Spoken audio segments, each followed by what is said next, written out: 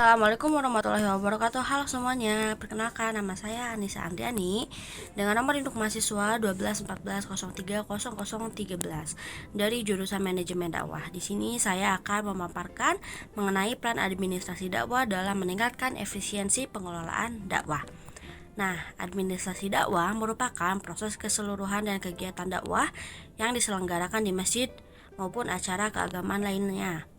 Administrasi dakwah memiliki peran penting dalam meningkatkan efisiensi pengelolaan dakwah. Nah, berikut beberapa hal yang dapat dilakukan untuk meningkatkan efisiensi pengelolaan dakwah melalui administrasi dakwah. Yang pertama, perencanaan yang baik. Nah, perencanaan yang baik ini merupakan 50% keberhasilan dalam dakwah. Perencanaan yang matang dapat membantu dalam menentukan sasaran, strategi, dan metode dakwah yang tepat untuk mencapai tujuan dakwah secara optimal. Yang kedua ada pengelolaan database. Nah, manajemen database ini juga sangat penting ya dan juga sangat efektif dan dapat membantu organisasi dakwah untuk mengelola dan meningkatkan efisiensi data calon jamaah dan data donatur, data kegiatan, dan juga lain-lain.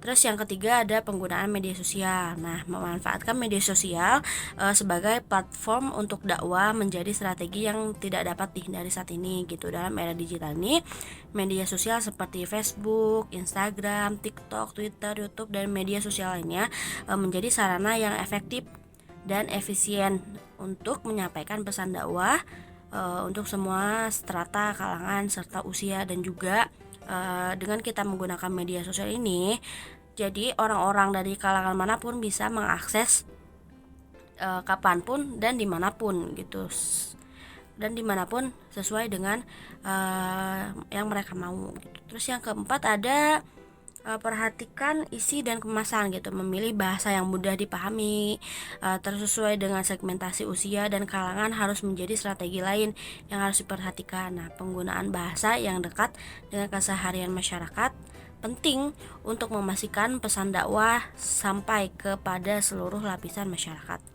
Nah, yang selanjutnya yaitu pengelolaan keuangan. Nah, di dalam administrasi dakwah juga harus memperhatikan pengelolaan keuangan yang baik dan transparansi agar dapat membangun kepercayaan dari masyarakat dan juga para donatur. Terus, nah, dengan melakukan hal-hal yang tadi sudah saya sebutkan, maka administrasi dakwah dapat membantu meningkatkan efisiensi pengelolaan dakwah. Dalam pelaksanaannya, administrasi dakwah harus dilakukan dengan baik dan terintegrasi agar dapat mencapai tujuan dakwah secara optimal.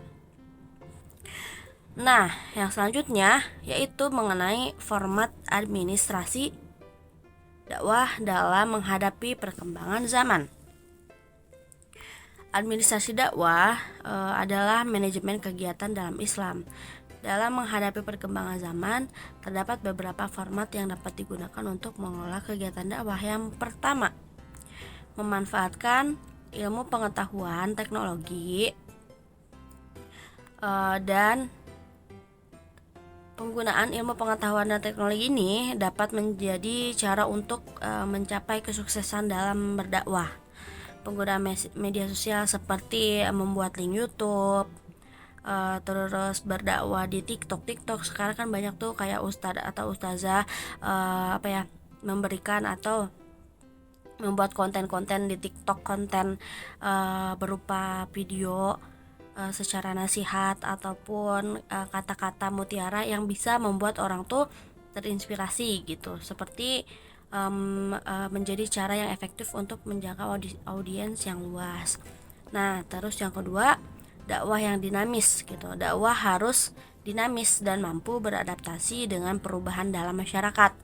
Masyarakat terus berubah, nah menghasilkan budaya baru yang mengubah sistem yang ada dalam masyarakat. Oleh karena itu, dakwah harus mampu beradaptasi dengan perubahan tersebut gitu. Jadi harus menyesuaikan ya. Nah, terus yang ketiga ada inovasi. Nah, inovasi ini diperlukan dalam dakwah untuk mengikuti perkembangan zaman. Inovasi dapat berubah berupa metode baru gitu, seperti media baru atau pendekatan baru dalam berdakwah. Terus yang keempat ada manajemen.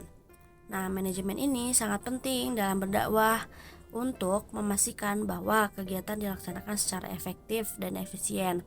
Ini juga termasuk kepada perencanaan, pengorganisasian, dan pengendalian dalam kegiatan dakwah.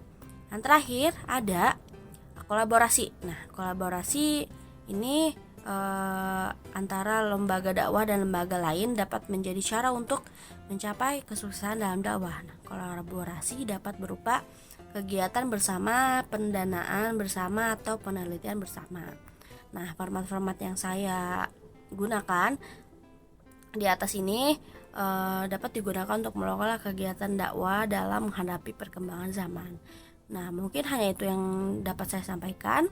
Selebihnya mohon maaf apabila banyak kekurangan serta pengucapan dalam kata, karena saya masih belajar. Wabillahi taufiq wal hidayah. Wassalamualaikum warahmatullahi wabarakatuh dari semuanya.